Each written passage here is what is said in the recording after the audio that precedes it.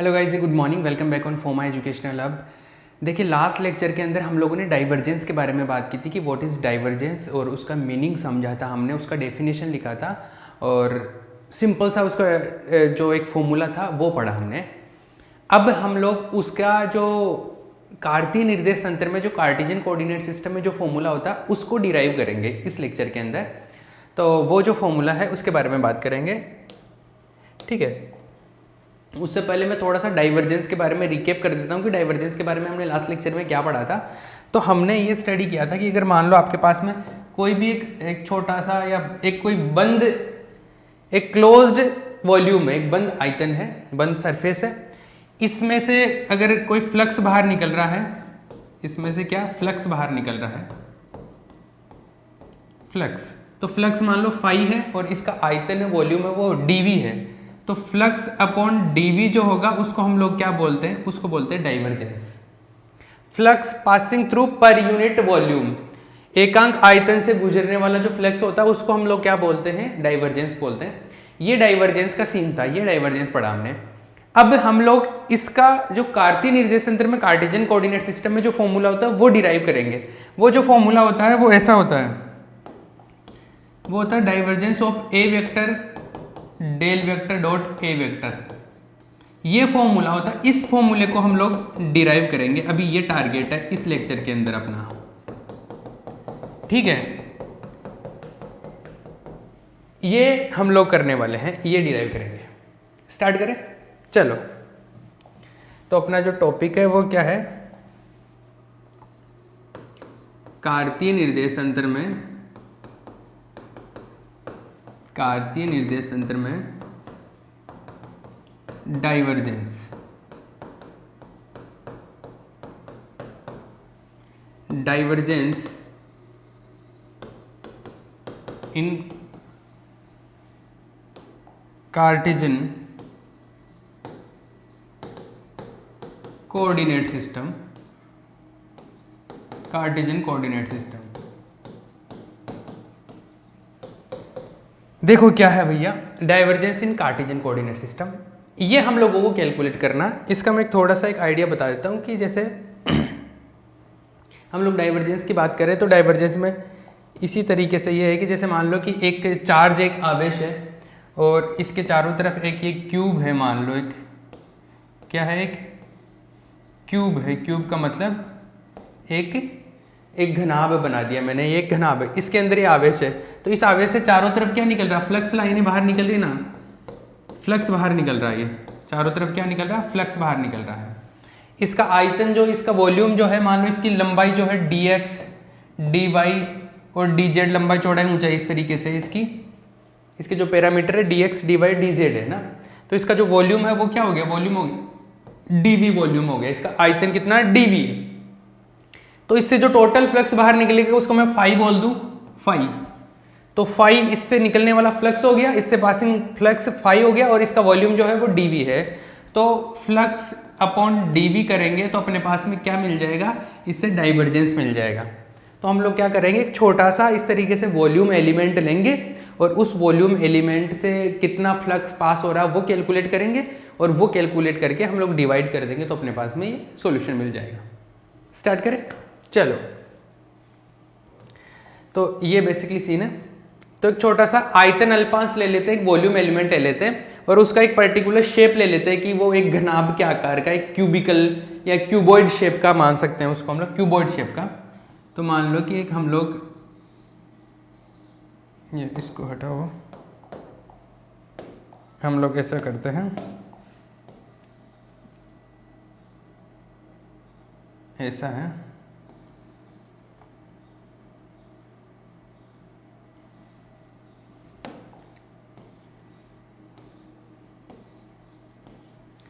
ऐसा है कि एक छोटा सा आयतन अल्पांश है, एक वॉल्यूम एलिमेंट है, ये स्मॉल वॉल्यूम एलिमेंट। ये एक्स एक्सिस है, this is y axis and this is z axis, right.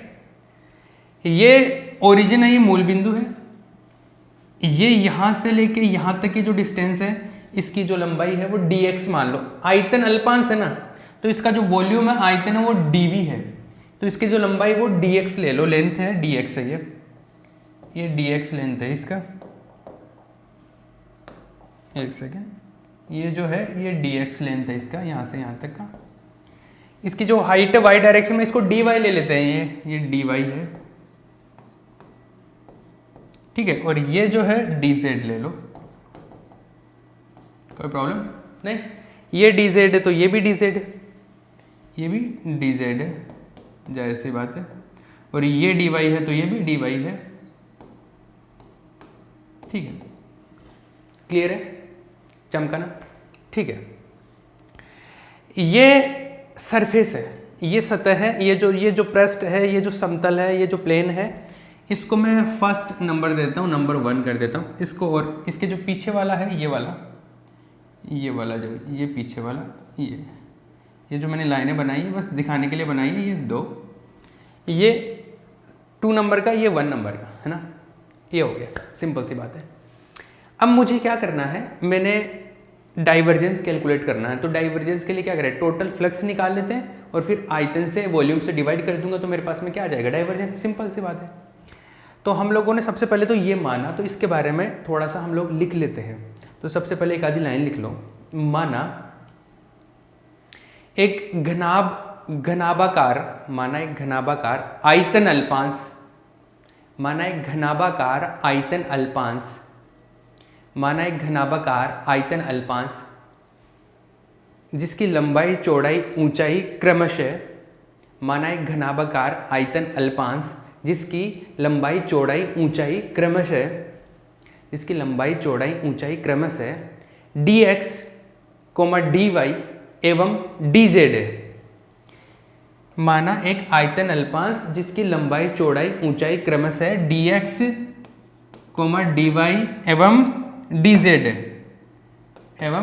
है, ठीक है। तथा इसका आयतन dv है, सिंपल सी बात है, ठीक है भैया, क्लियर है, कोई प्रॉब्लम नहीं है।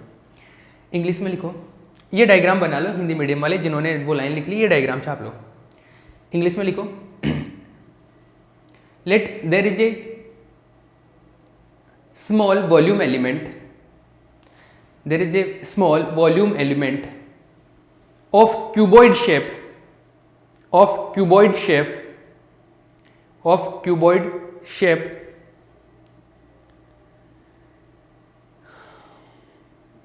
the parameters of cuboid is dx, dy and dz. The parameters of cuboid is dx, dy and dz. The parameters of cuboid is dx, dy and dz, and the volume is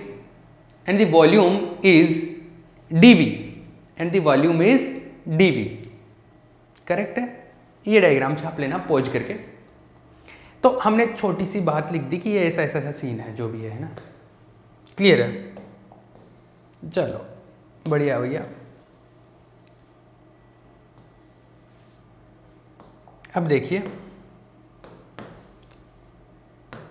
आगे चलते हैं हम लोग। आयतन के बारे में बात समझ में आ गई कि वॉल्यूम जो है अल्पांश आयतन जो है वॉल्यूम, स्मॉल वॉल्यूम कितना है, वॉल्यूम को लिख देते हैं, जैसे वॉल्यूम होता है v, तो v क्या होता है, x y z होता है। तो यहाँ पे छोटा सा वॉल्यूम है तो dv लिख देते हैं, और dv क्या है, dx, लंबाई चौड़ाई एंड ऊंचाई। ये हो गया, इसको इक्वेशन नंबर 1 कर देना आप, ठीक है, कोई प्रॉब्लम नहीं। चलो अब मैं कुछ चीज़ें मानता हूँ और मुझे कैलकुलेट करना है इससे कितना फ्लक्स पास हो रहा है, इससे टोटल फ्लक्स कितना निकल रहा है वो कैलकुलेट करना है। करें, चलो इससे गुजरने वाले फ्लक्स के बारे में बात करते हैं। तो मैं एक काम करता हूँ, एक एजम्पशन लेता हूँ। मैं एक एजम्पशन ऐसे ले रहा हूँ कि मान लो कि इसका जो सेंटर है, इस क्यूब का सेंटर कहीं यहीं पे होगा। क्यूब का सेंटर का मतलब समझ रहे हो कि इधर से भी आधी दूरी पर है वो, इधर से भी आधी दूरी पर है, हर तरफ से आधी दूरी है। मतलब यहाँ से यहाँ तक की जो दूरी है वो dx/2 है, एक तरीके से देखा जाए तो ये dx/2 है, यहाँ से यहाँ तक की जो बाकी बच गई वो dx/2 हो गई। ठीक है ना, ये बीच में है, ऊपर से भी dy/2 है, ऊपर भी dy/2, इधर भी dz, बीच में पॉइंट होगा तो आधी आधी दूरी ही होगी, आधी आधी डिस्टेंस होगी, सीधा सी बात है ये। तो ये यहाँ से यहाँ तक का बीच पॉइंट है वो dx है, ठीक है, dx/2, ये पूरा dx है तो ये dx/2 है, ठीक है। इस पॉइंट के ऊपर मध्य बिंदु बोल रहे हैं इसको, मिड पॉइंट, इस पॉइंट के ऊपर सदिश क्षेत्र जो है वेक्टर फील्ड, उसका कुछ वैल्यू ले रहा हूं मैं, और वो है a वेक्टर। कितना है? a vector. इस पॉइंट के ऊपर मिड पॉइंट पे सदिश क्षेत्र का मान जो है वेक्टर फील्ड का वैल्यू है वो a वेक्टर है। तो ये चीज मैं मान रहा हूं, तो ऐसा है, माना लेट मध्य बिंदु पर सदिश क्षेत्र का मान a वेक्टर है। Let the value of vector field at mid point is a vector. और a वेक्टर है तो a वेक्टर एक सदिश राशि है, एक वेक्टर क्वांटिटी है। तो वेक्टर क्वांटिटी को मैं ऐसे लिख देता हूं, a वेक्टर जो है वो ax घटकों के रूप में लिख दूं, ax i cap, ay j cap, components की फॉर्म में लिख रहे हैं भैया, इसको ऐसे लिख देता हूं, इसको इक्वेशन नंबर 2 कर देता हूं। किसी को कोई प्रॉब्लम है? नहीं, कोई प्रॉब्लम नहीं है, बिल्कुल सही सा चल रहा है, ठीक है। ये कहां पर है? मिड पॉइंट पर है, मतलब मध्य बिंदु पर उसका जो x कंपोनेंट है उसको मैंने ax ले लिया, y कंपोनेंट को ay और z कंपोनेंट को az। जरूरी नहीं कि आगे पीछे वाले पॉइंट पे भी उतना ही वैल्यू रहे, आगे पीछे वाले पे डिफरेंट हो सकता है। जैसे कहीं पर इलेक्ट्रिक फील्ड है, जैसे मान लो कि यहां पर एक पॉइंट चार्ज है, ऐसे इलेक्ट्रिक फील्ड है मान लो, तो इस पॉइंट पर इलेक्ट्रिक फील्ड का वैल्यू कुछ होगा, यहां पे अगर कैलकुलेट करूं तो कुछ डिफरेंट होगा। यहां पर जैसे मान लो E वेक्टर है, तो यहां पर E वेक्टर नहीं रहेगा, यहां पे कुछ और होगा, क्योंकि डिस्टेंस चेंज होगी ना, इसके पीछे भी कुछ और रहेगा। तो पॉइंट चेंज होने पर, पोजीशन चेंज होने पर वेक्टर फील्ड का वैल्यू भी चेंज हो जाएगा, मतलब A वेक्टर भी आगे पीछे जाएंगे तो चेंज हो जाएगा। तो अभी तक जो मैंने ये बताया ये कहां पर है, ये जो सीन क्रिएट किया है हमने, ये कहां पे किया है, ये जो है A वेक्टर का वैल्यू ये है मिड पॉइंट पे, मध्य बिंदु पे है। अब मैं कैलकुलेट करना चाहता हूं इस ये सतह है ना, सरफेस 1 से कितना फ्लक्स पास हो रहा है वो मुझे कैलकुलेट करना है, ठीक है। तो 1 से गुजरने वाला फ्लक्स पृष्ठ 1 से, सरफेस 1 से, तो देखिए पृष्ठ 1 से गुजरने वाला फ्लक्स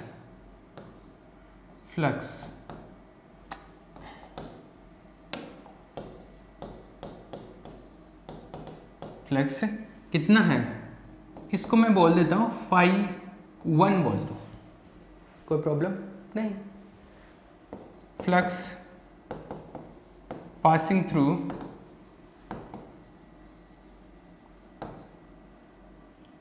सरफेस 1 से कितना पास हो रहा है, φ1, और φ1 जो है उसको हम लोग इस तरीके से लिख सकते हैं, φ1 ऐसा है। ये फ्लक्स क्या होता है, फ्लक्स का फॉर्मूला क्या होता है, A वेक्टर डॉट dA, यही होता है।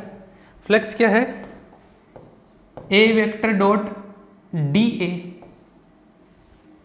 अरे ऐसा ही है ना, A vector dot dA vector, ठीक है। अगर ये स्मॉल एलिमेंट लेते हैं हम लोग, एक छोटा सा आयतन अल्पांश लेते हैं, एक एरिया एलिमेंट लेते हैं, तो एक छोटा सा एरिया और ये A वेक्टर, ऐसा ही है। तो मुझे सरफेस 1 से कैलकुलेट करना है, सरफेस 1 से, तो सरफेस 1 पे एक छोटा सा एलिमेंट लेंगे और फिर उसका इंटीग्रेशन कर देंगे। लेकिन मैं काम कर रहा हूं, समझने इस बात को, ये इंटीग्रेशन तो तब करें हम लोग छोटा सा एलिमेंट लेते हैं। मैं काम करता हूं, मैं पूरा एरिया एक साथ लिख देता हूं, और A वेक्टर का मतलब क्या है, A वेक्टर का मतलब है कि इस सरफेस के ऊपर वेक्टर फील्ड का कितना वैल्यू है, सदिश क्षेत्र का मान कितना है इस पर। मुझे बीच वाले बिंदु पे तो पता है, इस मिड पॉइंट पे तो पता है मुझे, यहां पे नहीं पता अभी। मिड पॉइंट पे पता इस सतह पे निकालना है, क्योंकि मुझे इस पृष्ठ से, इस सरफेस से कैलकुलेट करना है कि फ्लक्स कितना जा रहा है। तो मुझे जो फील्ड है, वेक्टर फील्ड है, उसका वैल्यू भी इस सरफेस के ऊपर पता होना चाहिए। अभी जो चीज बता रहा हूं इसको थोड़ा सा ध्यान से समझ लेना, थोड़ा सा अलग तरीके से है। तो इस सरफेस के ऊपर मुझे कैलकुलेट करना है एक तो ए वेक्टर, दूसरा डी ए वेक्टर, तो उसका जो क्षेत्रफल है वो आ जाएगा, इसका जो एरिया है। अब समझो एक बात को आप समझना, अगर मुझे φ1 कैलकुलेट करना, मतलब सरफेस 1 से फ्लक्स, तो इस चीज को देखना, φ1 यहां से ए वेक्टर जो भी आएगा वो आ जाएगा, बट ए वेक्टर का जो भी आएगा मैं 1 पे कैलकुलेट करना चाहता हूं, 1 पे, तो मैं इसको A1 लिख देता हूं कि सरफेस 1 पर फील्ड का वैल्यू कितना होगा। क्योंकि मैं अगर ए वेक्टर लिखूंगा तो ए वेक्टर तो हमने यहां पे बीच में मान लिया, तो वो तो फिर अलग सेंस में चला जाएगा। हम लोग इस सरफेस पे कैलकुलेट करना चाहते हैं, तो इस सरफेस पे फील्ड का वैल्यू मैं A1 मान लेता हूं, ठीक है। यहां पर क्या है, यहां पर A1 है, कोई प्रॉब्लम नहीं, चलो ठीक है, A1 है। अब देखो ये वेक्टर है तो इसके कंपोनेंट होंगे, घटक होंगे, तो इसके घटक भी इस तरीके से बनेंगे कि A1 x घटक आएगा इसका, A1 y कंपोनेंट आएगा इसका, A1 का z कंपोनेंट आएगा, इस तरीके से आएंगे तीनों कंपोनेंट। क्लियर है? ये dA वेक्टर है, क्षेत्रफल है। अब क्षेत्रफल आप चाहो तो छोटा सा एलिमेंट लेके उसका इंटीग्रेशन कर दो, या फिर इंटीग्रेशन हटा दो, एक साथ ही पूरा एरिया लिख दो उस सरफेस का। तो मैं काम करता हूं, इसका पूरा एरिया एक साथ लिख देता हूं, मैं इंटीग्रेशन नहीं लगाता हूं, इस सरफेस का पूरा एरिया एक साथ लिख देता हूं। तो इसका एरिया क्या आएगा, इसका क्षेत्रफल क्या आएगा, इसका क्षेत्रफल देखो आप, इसका क्षेत्रफल क्या आएगा, ये एक तो ये ले लो dz, एक dy, अरे ऐसा ही तो है, ये तो dy हो गया, ये dz होगा। एक आयताकार सरफेस, एक रेक्टेंगुलर ही तो ये, तो रेक्टेंगल का क्या होगा, dy dz, एरिया होगा dy इंटू dz, ये तो एरिया हो गया। लेकिन एरिया जो है वो क्षेत्रफल होती है, एक सदिश राशि होती है, एक वेक्टर क्वांटिटी होती है, और इसकी डायरेक्शन किस तरफ होती है, बाहर की तरफ। तो इसका जो डायरेक्शन होगा वो इस तरफ होगा एरिया का, परपेंडिकुलर, जैसे ये है, इसकी दिशा, इस क्षेत्रफल की दिशा परपेंडिकुलर बाहर की तरफ, इसकी दिशा परपेंडिकुलर बाहर की तरफ, ऐसे होता है, आउटवर्ड होती है परपेंडिकुलरली। तो इसकी डायरेक्शन इस तरफ, और ये डायरेक्शन कौन सी है, एक्स कैप या आई कैप वाली डायरेक्शन है। तो इसका जो एरिया आएगा वो एरिया आएगा dy इंटू dz, ये तो परिमाण हो गया, मैग्नीट्यूड, और इसकी जो डायरेक्शन आएगी वो आई कैप, ये आ गया dA वेक्टर। समझ आया कि नहीं? एरिया का जो परिमाण है, मैग्नीट्यूड है, वो हो गया dy इंटू dz, और जो डायरेक्शन है वो इस तरफ है, आई कैप डायरेक्शन, तो वो हो गया dy इंटू dz आई कैप। तो ये हो गया एरिया जो है इसका dy इंटू dz आई कैप। अब एक बात समझना आप यहां से, ये जो A1x है, मतलब यहां पर अगर मैं इनका डॉट प्रोडक्ट करता हूं तो केवल I1 वाला टर्म बचेगा, फिर वो हट जाएंगे बाकी, क्योंकि I1 j कैप से मल्टीप्लाई होगा 0 हो जाएगा, A1 I cap j k cap से भी डॉट प्रोडक्ट होगा 0 हो जाएगा, ये बचेगा, ये इससे मल्टीप्लाई होगा तो I cap dot I cap तो 1 हो जाएगा, और φ1 जो है वो क्या बचेगा, A1x, और ये हो जाएगा dy dz। ठीक है, पूरा एरिया मैंने एक साथ लिख दिया, तो मैं इसका इंटीग्रेशन भी रिमूव कर देता हूं, क्योंकि वो जितना भी लिया उसका पूरा एरिया एक साथ लिख दिया। अब समझिए आप बात को, A1x dy dz ये आ गया। ये A1x क्या है, A1x है कि 1 पर, जो सरफेस 1 पर है उस पर फील्ड का जो वैल्यू है उसका x कंपोनेंट क्या आएगा, x घटक। इस पर जो x घटक आएगा, इसका जो x घटक है, इसका x कंपोनेंट है, वो क्या आने वाला है, इसका जो x कंपोनेंट है क्या आने वाला है। यहां पर x कंपोनेंट मुझे पता है, यहां पर बीच वाले पॉइंट पे x कंपोनेंट है ax, मुझे यहां पर कैलकुलेट करना है इस सरफेस के ऊपर। करे तो लॉजिक देखना, ये अभी मैं जो लॉजिक सिखा रहा हूं इसको अच्छे से सीख लेना, ये बहुत काम की चीज है। ठीक है, इसको कुछ इक्वेशन नंबर दे देते हैं 3। अभी जो लॉजिक सिखाने वाला हूं, काफी लोग इसी में जाके फिर बाद में जब पढ़ते हैं, रिपीट करते हैं, तब इसी में आके अटकते हैं, यहीं पे डाउट होता है। तो मैं फिर से बता रहा हूं, इसको ध्यान से समझ लेना। कैसे, जैसे ऐसा है कि आप एक सिंपल सी बात समझो कि जैसे एक पॉइंट है यहाँ पर, ठीक है, और मुझे इस जगह पे ऐसा सिस्टम समझो, ये बीच वाला पॉइंट है यहाँ, मुझे इस पॉइंट पर मान लो कि वैल्यू पता है, कुछ भी कोई भी फंक्शन है उसकी वैल्यू पता है f, यहां पर कितनी वैल्यू है f है, मुझे कैलकुलेट करना है इस पॉइंट पे, इस जगह पर, ये पूरी डिस्टेंस मान लो कितनी है dx है, और ये बीच में है तो ये dx/2 ये इस तरफ की हो जाएगी और dx/2 ही इस तरफ की हो जाएगी, और ये कौन सी डायरेक्शन है, x डायरेक्शन है, ठीक है, x डायरेक्शन है, सिंपल सी बात है। मुझे इस पॉइंट पर वैल्यू पता f, मुझे इस पॉइंट पे कैलकुलेट करनी है, जैसे इस पे मैं x कंपोनेंट की बात करूं, x कैटेगरी, तो यहां पे मान लो x कंपोनेंट fx, तो मुझे यहां पर fx पता है, मुझे यहां पर कैलकुलेट करना है। तो कैसे करते हैं समझना इस बात को, ये जो लॉजिक सिखा रहा हूं ये लॉजिक यहां पे काम में लूंगा। यहां पर कुछ वैल्यू है तो आगे अगर कैलकुलेट करेंगे तो कुछ घटेगा या कुछ बढ़ेगा, ये बात तो समझ में आती है कि या तो कुछ जुड़ जाएगा या कुछ सबट्रैक्ट हो जाएगा, या तो कुछ ऐड होगा या सबट्रैक्ट होगा। तो यहां पर जो है fx, इसमें या तो कुछ ऐड होगा या कुछ सबट्रैक्ट होगा। तो पॉजिटिव डायरेक्शन में चल रहे हैं तो हम लोग सोच लेते हैं कि ऐड हो रहा है, कि ये कुछ ऐड हो रहा है, यहां पे है इसमें कुछ जुड़ जाएगा, आगे चल रहा है तो कुछ ऐड हो जाएगा। तो यहां पे तो fx आगे चल के कितना आएगा वो समझो, ऐसे आएगा। तो यहां पर ये मान लो लाइन है 1 बोल देता हूं, इस लाइन को बोल देता हूं 2, तो 1 पर कैलकुलेट करना है, तो f1x जो आने वाला है, मतलब इस लाइन के ऊपर x घटक जो आएगा वो क्या आएगा, बीच वाले पे कितना है fx, इसमें कुछ ऐड हो के आएगा, कुछ ऐड हो के आएगा, मान लो कुछ ये डेल्टा fx ऐसे बोल देना, कुछ इतना जुड़ के आएगा, fx में कुछ इतना जुड़ जाएगा, कुछ ऐड हो जाएगा। अब ये कितना जुड़ेगा कितना ऐड होगा वो कैलकुलेट करते हैं ऐसे, f1x equal to fx plus ये ऐड होगा वो कैसे कैलकुलेट करते हैं, ऐसे करते हैं, समझना। किस में चेंज देख रहे हैं, fx में कितना बदलाव आया, fx में कितना ऐड हो रहा है वो देख रहे हैं ना, तो हम लोग डिफरेंशिएशन करते हैं डेल्टा fx का डिफरेंशिएशन कर रहे हैं, किसमें चेंज किसमें देख रहे हैं, fx में, तो fx का डिफरेंशिएशन करो किसके रिस्पेक्ट में, जिस डायरेक्शन में चल रहे हैं उस डायरेक्शन के रिस्पेक्ट में, कौन सी डायरेक्शन में चले, x में, तो x के रिस्पेक्ट में कितना, ये डिफरेंशिएशन इनटू टोटल हम लोग चल कितना रहे हैं वो देखो। तो मैं पहले यहां था, यहां पे पता था, यहां से यहां चल रहा हूं, तो मैं कितना चल कर आया, इतनी दूरी चल के आया dx/2, तो यहां पर जो डिस्टेंस जितने चले ना वो आ जाएगी dx/2 डिस्टेंस चल के आया, ये इस तरीके से आता है, समझ आया।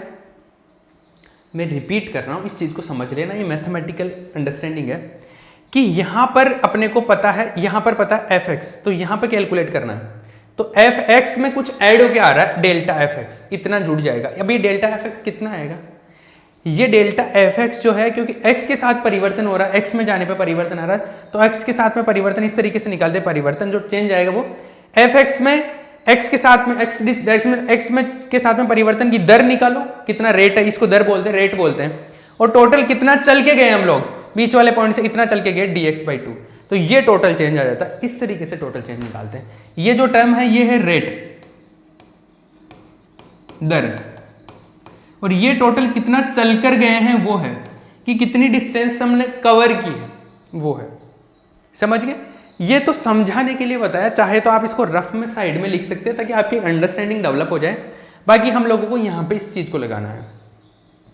अब देखिए अपने सिनेरियो में देखिए हम लोग क्या करने वाले हैं, हम लोग करने वाले हैं कि ये जो सरफेस है 1, इससे कितना फ्लक्स पास हो रहा है, इससे कितना फ्लक्स पास हो रहा है वो कैलकुलेट करना है। तो इससे कितना फ्लक्स पास हो रहा है, तो उसके लिए जो हमने फॉर्मूला देखा वो ये आया कि उसमें आ रहा है कि a1x into dy into dz, a1x है मतलब उस सरफेस पे, सरफेस 1 के ऊपर x घटक का वैल्यू कितना है, x कंपोनेंट कितना है, ये है x कंपोनेंट 1 सरफेस पे ऊपर कितना है। यहां पर बीच में तो पता है अपने को, बीच में तो है x कंपोनेंट है ax, मुझे कैलकुलेट करना है यहाँ पे इस सरफेस के, मतलब यहाँ पे पता है यहाँ तक आते आते करना, मतलब dx/2 डिस्टेंस चल के करना है। करें तो देखिए ये सेम रूल हम लोग वहाँ पे लगाए। तो हम लोग a1x की बात करें, a1x की, तो a1x मतलब यहाँ पर कैलकुलेट करना, मुझे बीच में पता है ax है, बीच में पता है ax है, ठीक है। तो a1x उस डिस्टेंस पे जाएगा तो कुछ ऐड हो जाएगा, तो प्लस डेल, अब जैसे यहाँ पे fx था वहाँ पे क्या है, यहाँ पे ax है, तो ये ax में कितना चेंज आएगा, चेंज रेट निकालेंगे पहले तो x के रिस्पेक्ट में, इनटू टोटल कितना चल के गए, तो टोटल उसमें भी कितनी हम लोग dx/2 डिस्टेंस ही चल के गए, यहाँ से यहाँ तक dx/2 डिस्टेंस चले हैं, तो dx/2 डिस्टेंस आ जाएगा यहाँ से dx/2। क्लियर है, ये मैथमेटिकली लॉजिक है इसका। ये इक्वेशन नंबर 4 आ गया। फिर से रिपीट करूँ क्या, यहाँ पे जैसे fx है वहाँ पे हम लोग ax की बात कर रहे हैं, अपने जो मेन डेरिवेशन है उसमें, तो ax में कुछ ऐड होगा तो ये ax के x के रिस्पेक्ट में डिफरेंशिएशन इनटू टोटल कितना चल के गए dx/2, तो dx/2 चल के गए, तो ये आ गया। अब fi1 कैलकुलेट करना, तो 4 का वैल्यू 3 में पुट कर दो by equation 4 and 3, by equation 4 and 3 क्या आएगा देखो, φ1 इक्वल टू a1x का वैल्यू रखो ax plus del ax by del x into dx/2 into ये dy/dz, इसको कुछ इक्वेशन नंबर में 5 कर देता हूँ। एक बार मैं टाइम का आइडिया ले लेता हूँ, फिर हम लोग कंटिन्यू करते हैं। हाँ, टाइम ऑलमोस्ट कंप्लीट हो गया है, 2-3 मिनट बचे हैं।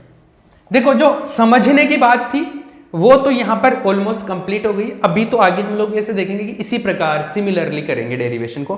बाकी जो मेन फंडा था वो यहाँ तक था, ये ठीक है। मैं थोड़ा सा रिपीट कर देता हूँ, 2-3 मिनट बचे हैं। तो क्या किया है मैंने, तो ताकि एक वो अंडरस्टैंडिंग आ जाए वापस से।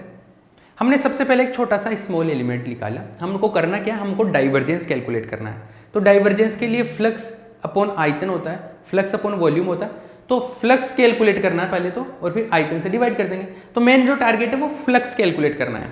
तो हमने एक छोटा सा एक वॉल्यूम एलिमेंट ले लिया, एक अल्पांश ले लिया, और वो घनाभ के आकार का ले लिया, क्यूबॉइड शेप का ले लिया, जिसकी पैरामीटर है dx dy dz, लंबाई चौड़ाई ऊंचाई जो भी है, ये आ गया। अब इसमें हम लोगों को कैलकुलेट करना है, तो इसका जो वॉल्यूम लिखा वो हमने लिख दिया कि वॉल्यूम जो है dx dy dz हो जाएगा। अब इसके लिए कैलकुलेशन चालू की, तो हमने बोला कि जो इसका मिड पॉइंट है, बीच वाला बिंदु है, उस पर वेक्टर फील्ड का वैल्यू जो है वो ऐसे है, ए वेक्टर मान लिया बीच में, ए वेक्टर मान लिया। तो उसके जो घटक होंगे, उसके जो कंपोनेंट होंगे वो होंगे ax i k plus ay j k plus az k k। These are the components of A vector at a mid point, right. तो बीच वाले बिंदु पे तो हम लोगों को सारी कहानी पता है। अब मुझे कैलकुलेट करना, ये सरफेस 1 बोल दिया, इसको सरफेस 2। सरफेस 1 और सरफेस 2 से फ्लक्स कितना निकल रहा है वो कैलकुलेट कर लूँ। तो सबसे पहले सरफेस 1 से फ्लक्स कैलकुलेट करेंगे। तो सरफेस 1 से फ्लक्स कैलकुलेट किया, तो सरफेस 1 पर वेक्टर फील्ड का वैल्यू इनटू सरफेस 1 का एरिया। तो सरफेस 1 पर वेक्टर फील्ड आएगा, तो उसको मैंने a1 बोल दिया, क्योंकि बीच में तो a लिखा था हमने, 1 पे सरफेस 1 पे a1 बोल दिया। a1 के घटक लिए कंपोनेंट, तो a1x a1y a1z लिख दिया। इसका जो एरिया था वो इस तरीके से आया। फाइनली हमको पता चला कि केवल x कंपोनेंट ही काम में आ रहा, y और z तो फिनिश हो गए, खुद ही ऑटोमेटिकली कैंसिल आउट हो जाएंगे। तो जब हम लोग इस x डायरेक्शन में फ्लक्स कैलकुलेट कर रहे हैं, तो केवल x कंपोनेंट ही काम में आएगा। ऐसे आगे चल के पता चलेगा कि y डायरेक्शन में कर रहे हैं तो केवल y कंपोनेंट, और z डायरेक्शन में करेंगे तो केवल z कंपोनेंट काम में आएगा। तो यहां पर φ1 के लिए आ गया a1x dy dz। अब ये a1x क्या है, सरफेस 1 के ऊपर x घटक आएगा वेक्टर, उसका वेक्टर फील्ड का, सदिश क्षेत्र का x कंपोनेंट। अब ये जो x कंपोनेंट है उसको कैलकुलेट करने का मैंने लॉजिक ये सिखाया, ऐसे कि कहीं पर भी अगर आपको मान लो पता है, तो आगे चल रहे हैं तो उसमें कुछ ऐड कर देंगे हम लोग। तो आगे वाले इस पॉइंट पे f1x अगर कैलकुलेट करना, तो उसमें कुछ ऐड होकर आ जाएगा, ये इतना परिवर्तन होगा, ये इतना चेंज होगा। और वो चेंज है वो कैलकुलेट करने का ये तरीका है कि जिसमें चेंज निकाल रहे हैं उसका परिवर्तन की दर, उसका चेंज रेट इनटू कितना चल के गए, कितना डिस्टेंस कवर किए, वो आ जाएगा, मल्टीप्लाई कर देंगे। तो उस तरीके से निकाला, तो a1x का वैल्यू आया, a1x का वैल्यू यहाँ पे आया, तो φ1 मिल गया अपने को। अब φ2 निकालेंगे और फिर सिमिलरली करेंगे। ये नेक्स्ट लेक्चर के अंदर डिस्कस करेंगे बाकी की चीजें।